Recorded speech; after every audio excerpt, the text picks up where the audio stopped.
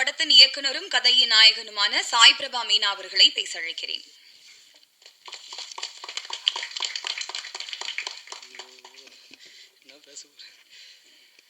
அனைவருக்கும் மாலை வணக்கம். இந்த இடத்துல நான் முக்கியமாக நிற்கிறதுக்கு காரணம் எனது சினிமாசான் டாக்டர் புன்னகை மன்னன் ஜெய்யாகா சார் மட்டும்தான். இந்த இடத்துலையும் சரி, நான் எந்த இடத்துக்கு போனாலும் எப்பயுமே அவர் கீழே தான், அவரால் மட்டும்தான் இந்த இடத்துல நான் நிற்கிறேன். இது எங்கேயுமே எப்பயுமே சொல்லிட்டு தான் இருப்பேன். நெக்ஸ்ட்டு வந்து பார்த்தீங்கன்னா, சிறுபட முதலீட்டு தயாரிப்பாளர் ஆர்கே அன்புச்செல்வன் சார் எந்த டைம்லையும் ஃபோன் பண்ணால் எடுத்து பேசக்கூடிய ஒரு நபர் அப்படின்னு சொல்லலாம். அவரால் தான் இந்த இடத்துலையும் நான் நிற்கிறேன். ஏன்னா அவர் தான் என் ஃபஸ்ட்டு படத்தை யோக்கியன் என்ற படத்தை வந்து வாங்கி அதை ரிலீஸ் பண்ணி விட்டவர். அதனால் அவரும் வி மாதேஷ் சார் அவர்களும், அடுத்ததாக வந்து இந்த படத்தை எடுக்க முழுக்க காரணமானவங்க ரெண்டே பேர் தான். ஒன்று ஆஷா, ஃபஸ்ட்டு ஆஷான்றவங்க தான் வந்து எனக்கு தெரியும். அவங்க கிட்ட தான் நான் பேசினேன், இந்த மாதிரின்னு சொன்னேன். அதுக்கப்புறமா சரி பண்ணலாம் அப்படின்னு சொல்லிட்டு ராம்குன்லா சார்கிட்ட வந்து என்னை இன்ட்ரடியூஸ் பண்ணாங்க. அவரால் மட்டும்தான் இந்த படம் இந்த அளவுக்கு வந்துக்குது. இந்த படத்தை வந்து நான் 2 முறை எடுத்து தோல்வி அடைஞ்சிட்டேன். அதாவது வந்து பாதியிலேயே வந்து விட்டு போயிட்டாங்க. ஆனால் இது 3வது வாட்டி இவங்க மூலியமாக தான் இந்த படம் ரிலீஸ் ஆகணும்னு பாபா எழுதி வச்சிருக்காரு. அதனால தான் இந்த படம் வந்து இன்றைக்கி வர பிப்ரவரி மாதத்து லாஸ்ட்டில் இந்த படம் ரிலீஸ் ஆகிடும். அதுக்கான வேலையெல்லாம் நடந்துகிட்ருக்கு.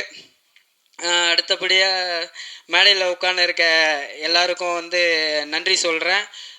ஷக்கிலா மேம் வந்தாங்க, ஒரே நாள் சரவடி எப்படி வெடிக்குமா டபடபடபடன்னு வச்சு தள்ளிட்டாங்க.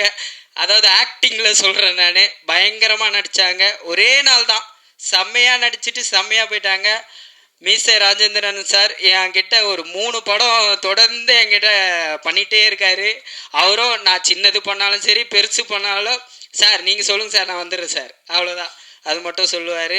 அதுக்கப்புறமா வந்து பிர்லா போஸ் சார் ஃபோன் பண்ணி அவர்கிட்ட பேசவே பயந்தேன். உண்மை இதுதான், அவர்கிட்ட பேசவே பயந்தேன் நான். இங்கே இருக்க எல்லா நடிகருமே எங்கள் சார் மூலியமாக தான் தெரியும், ஜெய்யாகா சார் மூலியமாக தான் தெரியும். அவர்கிட்ட நான் பேச சொல்ல கூட பயந்தேன். அதுக்கப்புறமா சொன்னேன் இந்த மாதிரின்னு. அதுக்கப்புறமா அவர் வந்து அதை நடித்து நல்லபடியாக முடித்து கொடுத்தாரு. ராஜ்மித்ரன் சார் எக்ஸ் ஆர்மின்னு ஒரு படம் ஷூட்டிங்கு.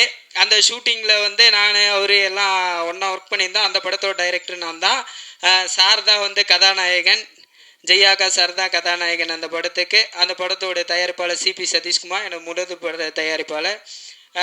ராஜ்மித்ரன் சார் வந்து சொல்லவே வேணாம், என்ன ஆனாலும் சரி எது ஆனாலும் சரி நான் நிற்கிறேன் சாய் அப்படின்னு சொன்னவங்க. இந்த டீம் கிடைச்சது வந்து அது பாபாவோட கருணையால் தான். இன்னும் என்ன பேசுறதுன்னே எனக்கு தெரில. நான் இங்கே இருக்கிறதுக்கு காரணமானவங்க இன்னும் நிறைய பேர் இருக்காங்க. MP man power Peer Mohammed sir, sir வாங்க MP man power Peer Mohammed sir, நான் கஷ்டப்பட சொல்லியும் சரி, நான் எந்த ஒரு டைம்லேயும் எந்த ஹெல்ப் கேட்டாலும் சரி, இன்னி வரைக்கும் என் கூட ஒரு உறுதுணையாக இருந்துகிட்ருக்காரு. அதுக்கடுத்தது பார்த்தீங்கன்னா டாக்டர் ஜி ராஜ்குமார், அதுக்கப்புறமா ஏசிஎல் சீனிவாசன், இந்த 2 பேருமே வந்து எனக்காக நிறைய பண்ணியிருக்காங்க, இன்னும் பண்ணிட்டு தான் இருக்காங்க. அவங்களுக்கும் ரொம்ப தேங்க்ஸ் பண்ணிக்கிறேன். அப்புறமா நான் சொல்ல வேண்டிய ஒரு விஷயம் என்னன்னா, இங்கே இந்த படம் வந்து நான் பெண்களுக்காக எடுத்த படம். முழுக்க 4 பெண்களை மையமாக வச்சு எடுத்திருக்கேன் இந்த படத்தை. ஏன்னா இன்றைக்கி வேலைக்கு போனாலும் சரி, இல்லை எங்கே போனாலும் ஏதாவது ஒரு சூழ்நிலை, அதாவது அவங்க கஷ்டத்தை பயன்படுத்தி அவங்க இஷ்டமாக அவங்கள பயன்படுத்துகிறாங்க. ஸோ அதுக்காக இந்த படத்தை வந்து நான் டைரக்ட் பண்ணியிருக்கேன். பால் பாண்டி அண்ணா வந்து அவர் தான் இந்த படத்துக்கு மெயினான ஒரு ஹீரோன்னு பார்த்தா கேமரா தான் இந்த படத்தில், வேறு யாரும் கிடையாது. அது பால் பாண்டியன் நான் பண்ண கேமரா தான். அதுக்கப்புறம் இந்த 4 ஆக்டரும் புது முகம். இது வரைக்கும் ஒரு சினிமா அதை பற்றி எதுவுமே தெரியாத ஒருத்தவங்க நடித்த ஒரு படம் இது வந்து. இனிமேல் நாங்கள் தான் ஹெட்லைன்ஸ். அதுக்கப்புறமா மியூசிக் டைரக்டர் சந்தோஷ் ராம், எனக்கு அவருக்கு பயங்கர சண்டை. எனக்கு இப்படி தான் வேணும் நான் அவர் போட்டு டார்ச்சர் பண்ணிக்கினே இருப்பேன். எடிட்டரை போட்டு டார்ச்சர் பண்ணுவேன், சிஜி பண்ணுறவங்கள போட்டு டார்ச்சர் பண்ணுவேன். ஏன்னா இதில் வந்து நான் டைட்டிலே 3 வாட்டி 4 வாட்டி மாற்றிட்டேன். டைட்டில் டிசைன் மட்டும் 3 வாட்டி 4 வாட்டி மாற்றிட்டேன். நேமை மாற்றலை, டைட்டில் டிசைனை வந்து 3 வாட்டி 4 வாட்டி மாற்றிட்டேன். அதுக்கப்புறமா மியூசிக்கை வந்து ஃபஸ்ட்டு போட்டாங்க, அதுக்கப்புறமா மாற்றி மாற்றி மாற்றி நான் எனக்கு இப்படி தான் வேணும் இப்படி தான் வேணும், சண்டை, ஒரே சண்டை. ப்ரொடியூசருக்கு எனக்கு சண்டை, இன்னொரு ப்ரொடியூசர் ஆஷாக்கு எனக்கு சண்டை. ஷூட்டிங் ஸ்பாட்டில் ஒரே சண்டை மட்டும்தான் நடக்கும். ஆனால் இருந்தாலும் இந்த படத்தை நல்லபடியாக எல்லாருமே பண்ணி கொடுத்தாங்க. அப்புறமா வந்து நிறைய பேர் சொல்கிறாங்க, எங்கேயாவது நாங்கள் சீஃப் கெஸ்ட்டாக யாரையாவது கூப்பிட போக சொல்ல ஒரு விஷயம் மட்டும் சொல்கிறாங்க, அதை மட்டும் யாரும் பண்ணாதீங்க. சின்ன டைரக்டரு பெரிய டைரக்டரு அப்படின்னு சொல்கிறாங்க.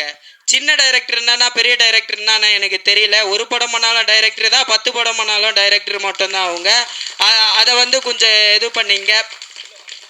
அதுக்கப்புறமா வந்து இந்த ஆடையை பற்றியும் நிறைய பேர் விமர்சிக்கிறாங்க. ஆள் பார்த்து மட்டும் எதையும் எடை போடாதீங்க, திறமைக்கு தான் மதிப்பு இங்கே இருக்கே தவிர இவன் சின்ன பையனால் என்ன பண்ண முடியும் அப்படின்லாம் ஒன்றுமே கிடையாது. அது ஃபார் எக்ஸாம்பிள் ஒன்று சொல்கிறேன். உலகத்திலேயே இந்த உலகமே ஒருத்தரை பைத்தியக்காரன்னு சொல்லிச்சு. அந்த பைத்தியக்காரன் யாருன்னா வந்து இன்னைக்கு உலகத்திலே நம்பர் 1 கோடீஸ்வரன் ஈலோன் மஸ்க். அவரை வந்து இந்த உலகமே பைத்தியக்காரன் சொல்லிச்சு. அவர் சொத்து இழந்தார், எல்லாமே இழந்தார். அவரால் சாதிக்க முடியும்னா கண்டிப்பாக என்ன மாதிரி இருக்க இளைஞர்களாலும் சரி, என்ன மாதிரி இருக்க ஆளுங்களாலையும் கண்டிப்பாக இதை சாதிக்க முடியும். எல்லாராலையுமே சாதிக்க முடியும். அதுக்காகவே நான் ஒரு பாடல் எழுதியிருக்கேன். முன்ன வச்ச கால நீயும் பின்னாடி வைக்காத, தோல்வியை பார்த்து நீயும் பயந்து நிற்காத, தோல்வியவை தோல்லுக்கு வெற்றியவை காலுக்கு, உனக்கான வாய்ப்பு கிடைக்கும் உன்னோட திறமைக்கு.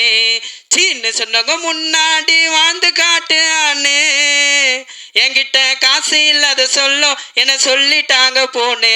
ஆனால் என்கிட்ட காசு இருந்தாலும் நான் எப்படி இருந்தாலும் நான் பயங்கரமான ஒரு இதுவில் இருந்தாலும் என்னை அணைச்சி இந்த இடத்துல நிற்க வச்ச எனது சினிமா ஆசான் டாக்டர் புன்னகை மன்னன் ஜெய்யாக்கா சாருக்கு நன்றி நன்றி நன்றி நன்றி. எவ்வளோ நன்றி சொன்னாலும் அவருக்கு பத்தவே பத்தாது. அந்த அளவுக்கு எனக்கு அவர் பண்ணியிருக்காரு. ஒரு படத்தை எனக்காகவே ப்ரொடியூஸ் பண்ணி அந்த படம் வந்து ஓடுது ஓடல, நீ பண்ணு, நீ ஜெயிக்கணும் ஜெயிக்கணும் ஜெயிக்கணும்னு சொல்லி என்னை ஜெயிக்க வச்சு இன்னைக்கு எனக்கு இயக்குனர்ன்ற பட்டத்தையும் கொடுத்தவர் ஜெயாகாஷ் தான். நடிப்பு சொல்லி கொடுத்தவர் அவர் தான், எனக்கு எல்லாமே சொல்லி கொடுத்தவர் அவர் தான். இதுக்காக ரொம்ப நன்றி. நான் பேசுறதுனே தெரியல, அவரை பற்றிலாம் பேசினா பேசினே போகலாம்.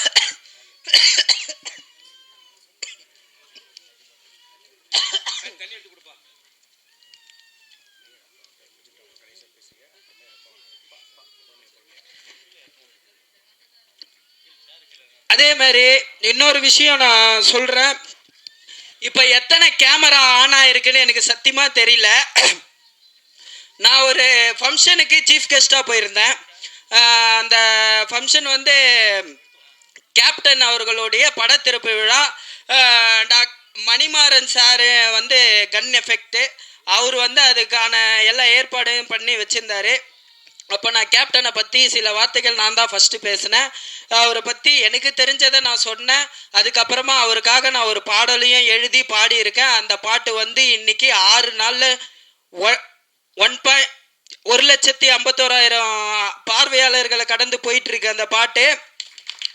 ஆனால் நான் பேசினதை வந்து கட் பண்ணிட்டாங்க. பெரிய பெரிய பெரிய நடிகர்லாம் பேசுனா அந்த மாதிரி கட் பண்ணுவாங்களான்னு தெரியல. ஆனால் இப்போ கூட எனக்கு ஒரு டவுட் இருக்குது. நான் பேசுறத எந்த கேமரா எடுக்குது எந்த கேமரா எடுக்கலை எனக்கு ஒன்றுமே தெரியல. ஆனால் இதுதான் உண்மை. இதை நான் வந்து கண்கூடாக பார்த்தேன். எனக்கு அடுத்து பேசினவங்க எல்லாரோடைய ஸ்பீச்சும் தான் வந்ததே தவிர என்ன ஒரு ஆளாகவே அவங்க மதிக்கலை. நீங்கள் அதாவது பத்திரிகையாளர், நீங்கள் நினச்சாதான் ஒரு திறமையானவங்கள வெளில கொண்டு வர முடியும். ஆனால் நீங்களே இப்படி பண்ணீங்கன்னா எப்படின்னு எனக்கு தெரியல. அதனால் நான் ஏதாவது பேசியிருந்தா தப்பாக பேசியிருந்தா மன்னிச்சிருங்க. நான் எதையுமே ஸ்ட்ரைட்டாக பேசிடுவேன், யாருக்கும் பயப்பட மாட்டேன், யாருக்கும் இது பண்ண மாட்டேன். நான் எதாக இருந்தாலும் ஸ்ட்ரைட்டாக ஓப்பனாக பேசிட்டு போகிற ஆள். நன்றி, வணக்கம்.